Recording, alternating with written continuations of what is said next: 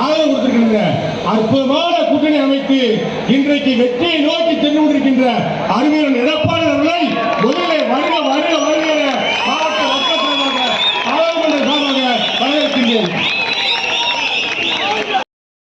நேதாஜி சுபாஷ் சந்திரனுடைய தலைவர் எனது பாசமாக அனுபவிச்சவர் வழக்கறிஞர் மகாராஜ் அவர்களே, முன்னாள் சட்டமன்ற உறுப்பினர் அமைச்சர் அருமை தம்பி அருமை சகோதரர் இன்பத்தமிழன் அவர்களே, முன்னாள் சட்டமன்ற உறுப்பினர் அன்பு சகோதரர் எஸ்.சி. சுப்பிரமணியம் அவர்களே, இந்த நிகழ்ச்சியிலே பங்கு பெற்றிருக்கின்ற பாரதிய பாரத கட்சியினுடைய தலைவர்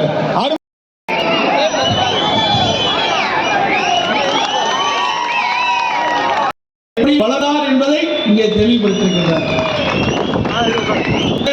எப்படி வளர்க்கின்றாலோ அப்படிதான் அவருடைய வாழ்க்கை அமையும். அப்படி ஒரு நல்ல மகனை இந்த மரியாதைக்குரிய கேப்டன் அவர்கள் வளர்த்து உங்களிடம் தந்திருக்கின்றார், நம்மிடம் தந்திருக்கின்றார்.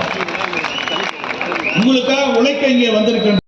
பல லட்சம் வாக்கு வித்தியாசத்தில் அவர் வெற்றி பெற செய்ய வேண்டும் என்று தாய்மார்களே, அன்பு கொண்ட சகோதர சகோதரிகளே, இளைஞர்களே, பொதுமக்களே மற்றும் என் உயிரில் மேலான அன்பு தமிழ் நெஞ்சங்களே, உங்கள் அனைவருக்கும் என் முதல் கண் வணக்கத்தை தெரிவித்துக் கொள்கிறேன். இந்த சொல்லின் சொந்தக்காரர் ஒரு சொல் இனி என் மூலம் தமிழ்நாடு முழுவதும் தொடர்ந்துட்டே இருக்கும். இது நான் சொல்றதுல பெருமை அடைகிறேன், கௌரவம் அடைகிறேன்.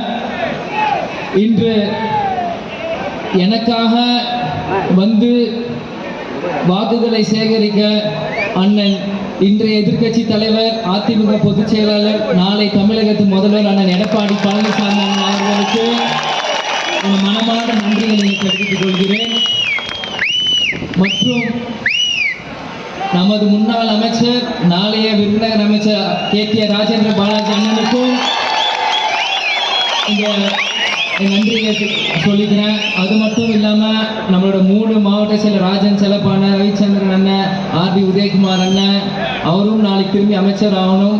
அதனால எல்லாருக்குமே இந்த நேரத்தில் நான் நன்றியை தெரிவிச்சுக்கிறேன். அது மட்டும் இல்லை, எங்கள் தேமுதிக சார்பாக ஷெரீப் அண்ணன், ராமர் பாண்டியன், கணபதி எங்கள் மாவட்ட செயலர், அவங்களுக்கும் இந்த நேரத்தில் நன்றிகளை தெரிவிச்சுக்கிறேன். அதே மாதிரி அதிமுக தேமுதிக கூட்டணியில் இருக்கிற அனைத்து ஒன்றியம் கிளை பகுதியில் இருக்கிற எல்லாருக்குமே இந்த நேரத்தில் நான் நன்றிகளை தெரிவிச்சுக்கிறேன்.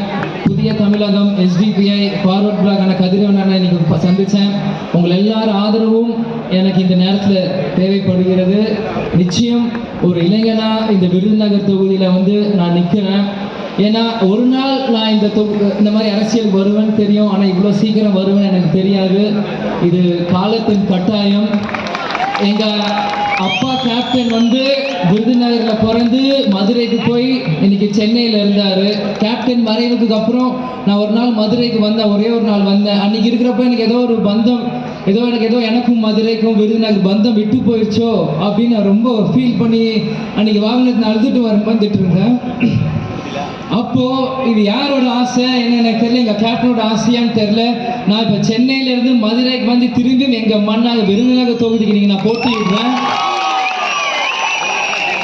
நிச்சயம் இந்த பந்தம் என்னைக்குமே விட்டு போகாதுன்னு இந்த ஆண்டவன் சொல்லியிருக்கார் போல.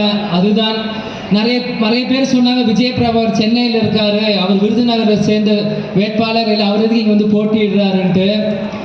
பூர்வீகமா இது எங்களோட மண்ணு, இது எங்க பூர்வீக எங்க தாத்தாவோட மண்ணு. ராமானுஜபுரத்தை தான் எங்க தாத்தா இருந்தாரு, எங்க அப்பா பிறந்தாரு. இது எங்களோட மண்ணு. இங்க இருக்கிற காலையில் கண் விழிக்கின்ற பொழுது நம் கட்சியிலே என்ன நடக்குமோ என்ற அச்சத்தில் கண் விழிக்கின்றேன் என்று பேசுகிறார். அப்படின்னா தூக்கம் போச்சு, அவரே ஒத்துக்கிட்டார். அவருடைய கட்சிக்காரன் என்ன அட்டுழியம் பண்ணுவாங்க அப்படின்னு அவரே வாக்குமூலம் கொடுத்திருக்கிறார்.